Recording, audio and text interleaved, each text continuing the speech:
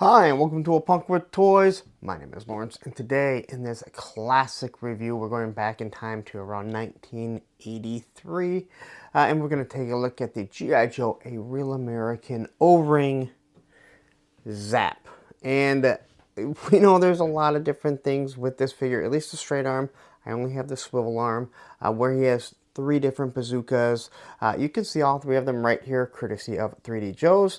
You can go over there and take a look at it. I only have one bazooka, so that's only one bazooka for Zap that I'll be reviewing. So anyway, this is the figure. We're going to take a look at him. We'll look at the design on him. Now, this is the point in this series for Series 1 where it's going to be a lot of redundancy when it comes to the figures because we're starting to see a lot of repaints. They were mixing and matching all kinds of stuff. The same way they do things today.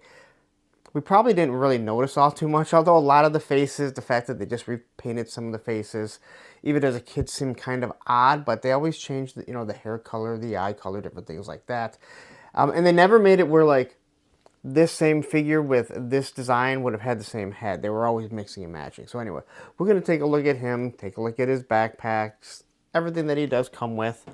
And then, of course, at least the one bazooka that I have. And I think this is the one that is least likely to break one of their thumbs. If you have a straight arm without broken thumbs, I would just put that thing to the side, wrap it up in bubble wrap, and print a picture of it from 3D Joe's and slap it over and be like, that's the figure. So anyway, let's not waste any more time. Let's take a look at this figure and get this done because I know you guys have other things to do, like watch other videos of mine. Anyway, if you like this type of content, you like what I'm giving you, take a second, hit that like button, hit that subscribe button, and then hit that bell notification so you're notified every time I drop a classic video.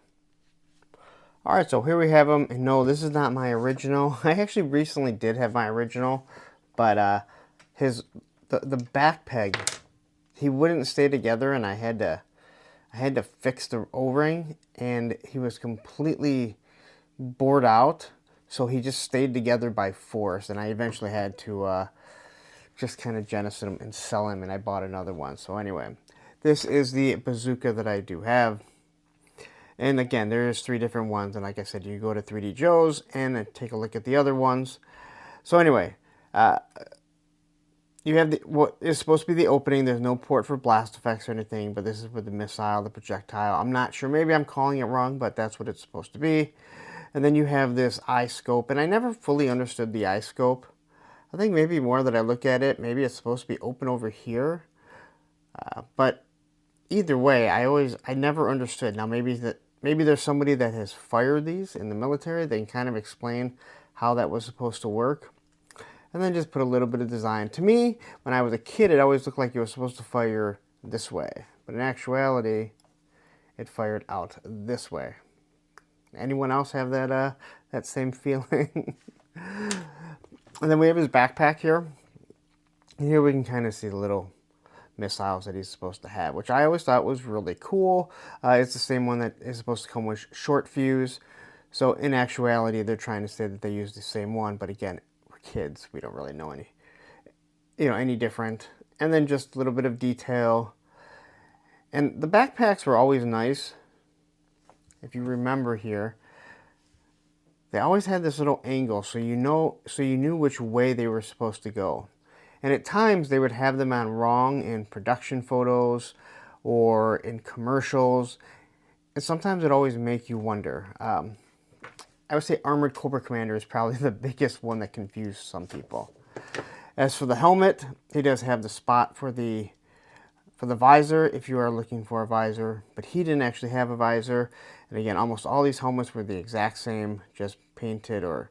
they weren't even painted, they were printed, made in different colors of the plastic. And as for our figure, this guy has always looked very grumpy, I guess you could say, in my opinion. Nice jet black hair. You can see the eyes, which are always painted the exact same. His eyebrows look like they've got a little wear, but in this day and age, some people do like to shave it, so maybe he was just ahead of the curve.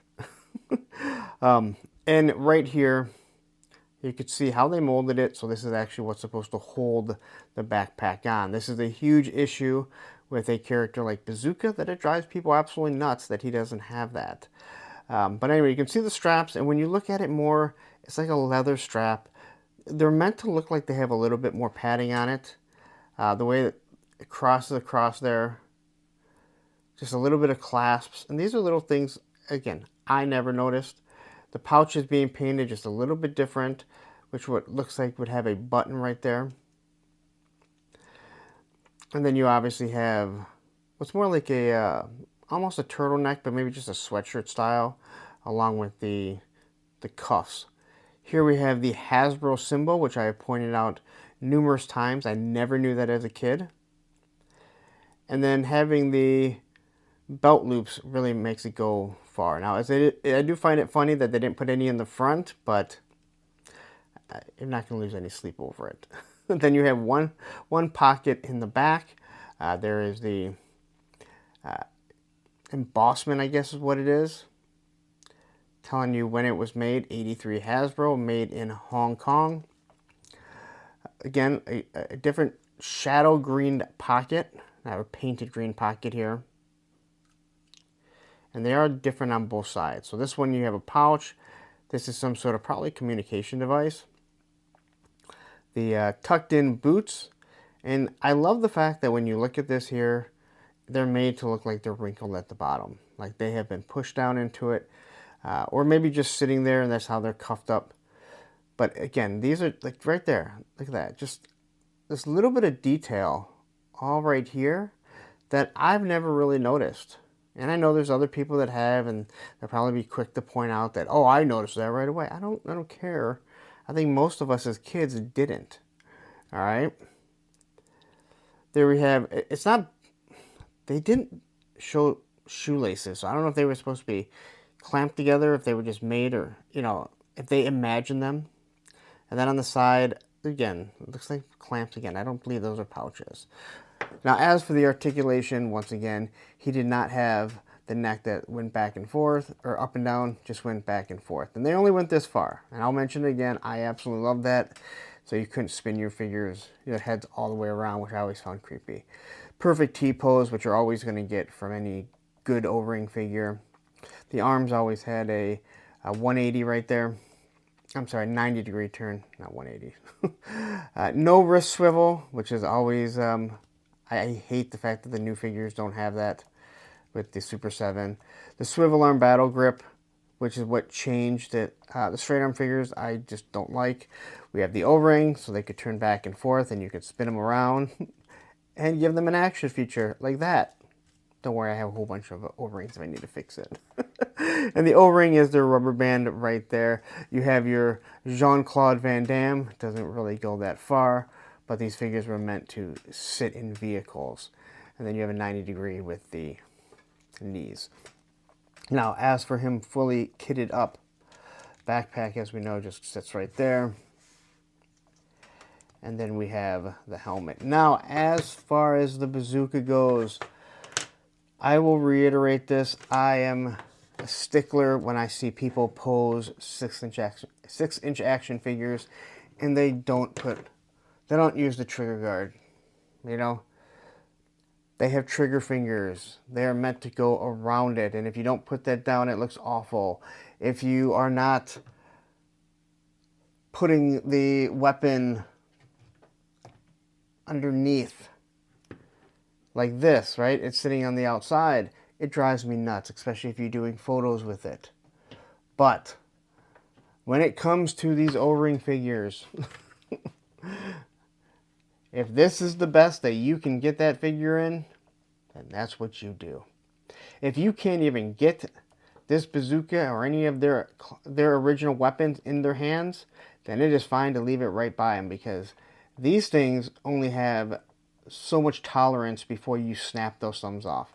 And as we know, as time goes on, these things are becoming harder and harder to come by. So in the past, you were able to take the figure and just slowly bend it so this went underneath it. And that was perfectly fine. But as they've gotten older and more brittle, this is how this bazooka will always sit in this guy's hand. I will never try and pry it to make him look like it. That is the reason why I'm willing to bet this guy has the most broken thumbs of anyone, especially with those early weapons. They were absolutely awful. So that is your Zap, who we're patiently waiting to show up in the classified line, and I have a feeling it's probably coming sooner rather than later. All right, so there you go. That is your classic review of the G.I. Joe, A Real American Hero O-Ring Zap version 1.5. I like going down memory lane with these figures, being able to take them out. It gives me another reason to grab the figures out of my display in my G.I. Joe room and retake a look at them. I've mentioned this before. If you're wondering why I'm doing this, oh my God, these are so old. There's a lot of people that never had these. There's a lot of people that forgot that they had them, or it brings back a memory. Maybe something with their mom, dad, grandma, grandpa, their brother or sister, who knows? And to go back and kind of show you the detail that these designers were doing, and we didn't notice because once again, we were collectors. I'm sorry, we were kids playing. We weren't collectors at the time. But I have noticed so much detail with these figures, reviewing the classified and comparing them, that I really wanted to go back here and create a series. And you know, if you've been watching, the series is going to drop every Wednesday and Saturday with a figure, and then Sunday I'm going to try and do a vehicle. So that's how the series is going to try and play out. Rest assured, those 3 days I'm going to try and drop videos no matter what. So anyway, I'm going to get out of here. You've taken a look at this guy.